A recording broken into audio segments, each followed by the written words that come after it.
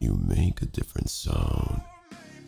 Here, such a soft whimper. But here, now that one was needy, desperate even.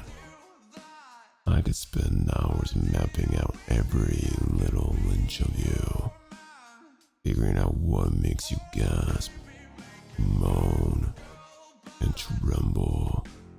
You're not trying to get away anymore, are you? Good. Be still for me.